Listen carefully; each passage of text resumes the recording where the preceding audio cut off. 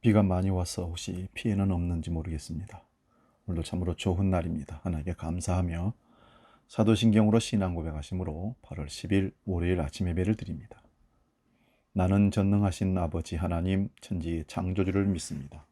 나는 그의 유일하신 아들 우리 주 예수 그리스도를 믿습니다.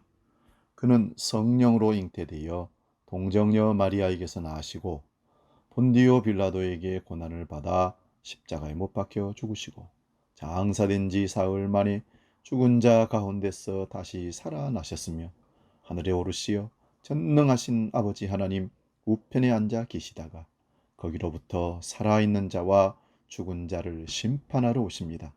나는 성령을 믿으며 거룩한 공교회와 성도의 교제와 죄를 용서받는 것과 몸의 부활과 영생을 믿습니다. 아멘. 오늘 아침에 우리에게 주시는 말씀은 빌립보서 2장 1절에서 4절 말씀 봅니다. 신약성경 319면에 있습니다. 이 말씀 봉독할 때에 살아계신 주님의 음성을 듣기 바랍니다. 빌립보서 2장 1절에서 4절입니다.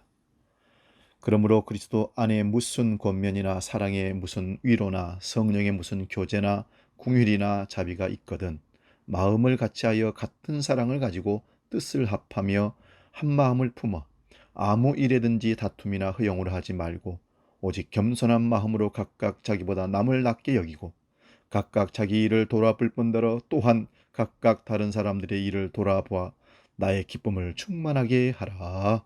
아멘. 오늘도 봉독한 말씀으로 같은 사랑으로 이런 제목으로 함께 은혜를 나누고자 합니다. 주님의 은총과 안녕을 기원합니다. 코로나와 장맛비로 삶의 터전을 잃어버리고 또 가족을 잃어버리고 아파하는 이들이 너무 많습니다. 또 휴가 기간이 겹쳤는데 우리가 또 경거망동하지 아니하고 이웃의 아픔에 더 아픔을 주는 그런 행동하지 않도록 마음을 잘 살피고 행동할 수 있기를 바랍니다.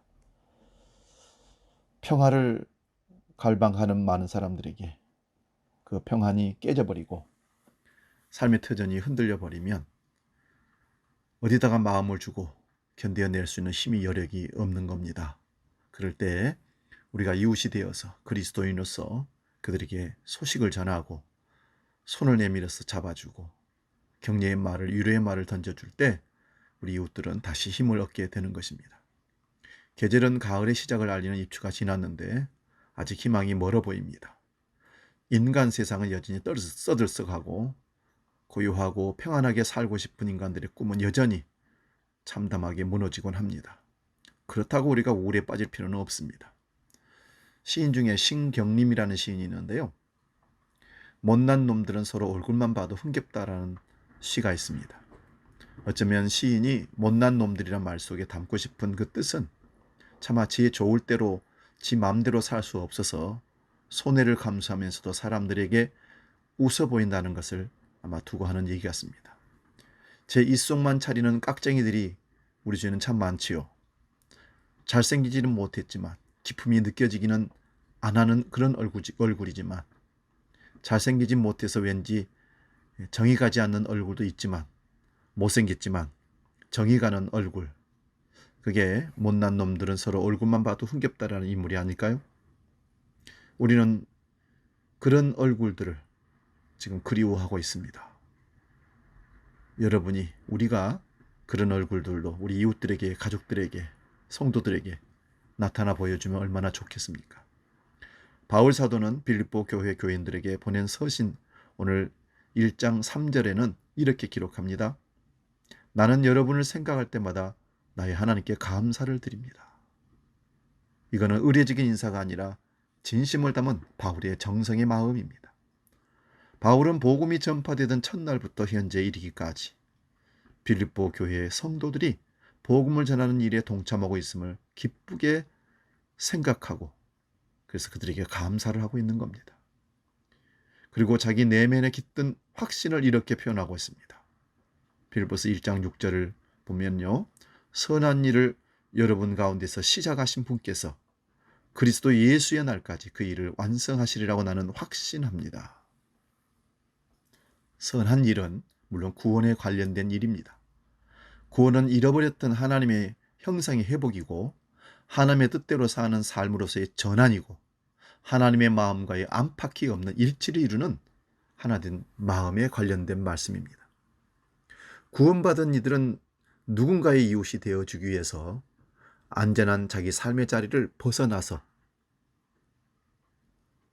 여전히 부족하고 두려워하고 연약한 자들을 자기 자리에 세우면서 여기 잠깐 쉬시라고 비켜주는 이들이 구원받은 사람들의 삶이 아니겠는가 생각해 봅니다.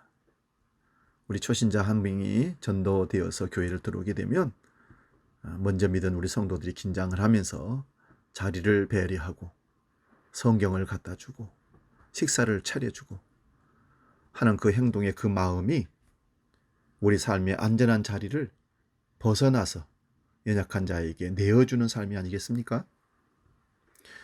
아직 우리는 온전히 나로부터 해방되지는 못했습니다. 하지만 우리가 하나님의 사랑 안에 끈질기게 머물고 있다면 하나님께서 그 일을 완성으로 이끌어 가실 겁니다. 사람들이 모인 곳에 문제가 없을 수는 없습니다. 다양한 말들과 이해와 충돌이 계속 일어납니다. 생각하는 바가 다르고 삶의 터전이 다르고 습관이 다르고 생각이 달라서 마음을 같이 모으기는 너무너무 힘듭니다. 한 번, 두 번 다른 이들과 충돌하다 보면 서로를 꺼리끼게 되고 심지어는 미워하는 마음이 깃들이기도 합니다. 빌립보 교회도 그런 문제로 자유로울 수가 없었습니다. 사람들은 누구나 자기를 돋보이게 하고 싶은 욕망, 욕구가 자기 중심에서 자꾸 일어나는 것입니다. 그런 욕구가 충돌하는 곳에서 하나님의 영광은 가려지고 사람들에게 오히려 핀잔을 듣는 행동을 만들어내기도 합니다. 조심스러운 말이긴 하지만 영성이 깊어진다는 것은 자기를 드러내려는 욕망에서 벗어나는 것이 아닌가 그런 생각이 듭니다. 저는 실내악이나 오케스트라 연주를 들을 때마다 첼로나 콘트라베이스 가장 큰 첼로 같은 악기가 있죠. 그 소리에 상당히 매료가 됩니다. 그런 악기들은 다 저음, 첼로나 콘트라베이스는 저음을 담당하는 악기죠. 도드라지지는 않지만 그 소리가 모든 소리를 품어주기 때문에 그것이 콘트라베이스나 첼로가 없으면 음악이 허전함을 느낄 수밖에 없습니다. 합장에서 주 선율을 맡아서 음악을 리드하는 것이 우리는 소프라노라고 합니다. 베이스는 저음이지만 음악의 틀을 만들어주는, 그래서 소프라노 베이너스는 굉장히 잘 드러납니다. 테너는 물론 높은 소리이긴 하지만 조심해야 됩니다. 잘 조절하고 절제하지 아니하면 결국은 튀어나서 다른 사람의 소리를 침해하게 되는 겁니다. 그런데 비해서 알토는 선율을 책임지는 것도 아니고 화성 진행의 기둥이 되는 것도 아닙니다. 그래서 알토는 존재감이 참 적다고 그렇게 얘기합니다. 그런데 알토는 합창 전체의 소리를 풍부하게 만드는 협력자라는 것입니다. 음악이든 공동체든 자기를 도드라지게 드러내고 싶은 이들로 인해서 문제는 발생합니다. 빌립보 교회는 참 좋은 교회였지만 문제가 없는 것은 아니었습니다. 교인들 사이에 경쟁의식이 공동체의 하나됨을 저해하고 있었던 것이 사실입니다. 그래서 바울은 오늘 2절 3절에서 이렇게 고백합니다. 마음을 같이하여 같은 사랑을 가지고 같은 뜻을 합하며 한 마음을 품어 아무 일에든지 다툼이나 허영으로 하지 말고 오직 겸손한 마음으로 각각 자기보다 남을 낮게 여기고 부탁하는 겁니다. 성도들을 격려하고 위로하는 것입니다. 성령 안에서 서로 깊이 사귀는 그것, 그 삶을 통해서 누군가를 돕기 위해 협력하는 마음이 드러나게 되는 거죠. 자기 이익의 확장을 내려놓고 연약한 자들을 돌아보는 그 마음이 성령이 우리에게 주시는 값진 마음입니다. 바로 이 마음이 하나님을 위해서 나를 내려놓고 너에게로 가는 것입니다. 한 마음에서 나온 것이 아니라 경쟁의식에서 비롯된 것이 문제였다면 바울은 이 문제를 조금 직접적으로 지적합니다. 3절 4절입니다. 아무 일에든지 다툼이나 허영으로 하지 말고 오직 겸손한 마음으로 각각 자기보다 남을 낮게 여기고 각각 자기의 일을 돌아볼 뿐더러 또한 각각 다른 사람들의 일을 돌아보니 나의 기쁨을 충만하게 하라. 아름다운 공동체를 이루는 핵심 원리는 겸손의 마음입니다. 자기보다 남을 낮게 여기는, 높여주는 마음입니다. 이 마음이 없이 교인들이 어찌 상처를 서로 보다듬으며 치료하며 아름다운 하나됨의 공동체를 만들어갈 수가 있겠습니까? 교회는 하나님의 나라를 미리 맛보는 작은 공동체입니다. 하나님 나라는 나와 무관한 그런 곳이 아니라 관계 있는 곳이기에, 그렇다면 이 교회의 공동체 안에서 아름다운 교제가, 하나됨의 교제가, 남을 낮게 여기는 겸손의 마음이 생기지 않는다면 과연 우리는 천국에서 그 삶을 누릴 수 있을까요? 못한다는 것입니다. 그러므로 교회 생활, 신앙 생활, 천국 가기 전에 미리 맛보는 아름다운 공동체의 우리의 모습인 것을 꼭 기억하시기를 바랍니다. 누군가에게 자신을 선물로 주려는 그 마음이 있는 곳, 그것이 바로 교회이기를 원합니다. 오늘 우리가 함께하는 이 시간이 서로에 대한 고마움을 깊이 느끼며 나누는 복된 삶, 주일 예배뿐만 아니라 아침 예배로 모이는, 그래서 누군가 같이 예배로 말씀으로 하나됨을 우리 함께 나누는 이 시간, 우리 성도들을 함께 생각하며 축복하며 기도할 수 있기를 바랍니다. 기도하겠습니다. 살아계신 아버지 하나님, 성령 안에서 하나됨을, 같은 사랑을 나누라고 우리에게 권면하고 있습니다.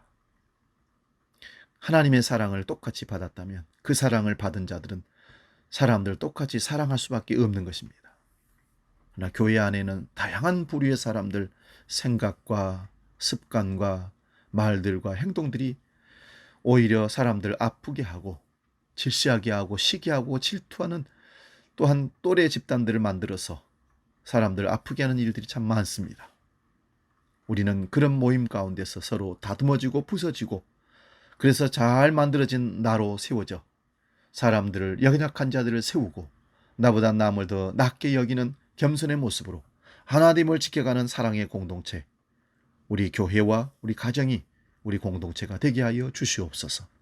오늘도 그 마음으로 이 어려운 세상을, 상처 입고 아파하는 이웃들에게 다가가서 우리가 힘이 되어주고, 너에게 나를 보냄으로 나의 섬김을 통해서 그가 힘을 얻고 용기를 얻는 놀라운 역사가 일어나도록 주님 도와주시옵소서.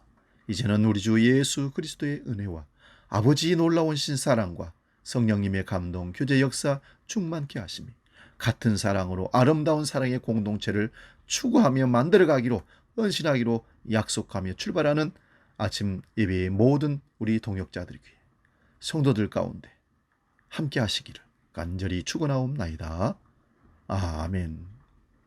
오늘도 승리합시다.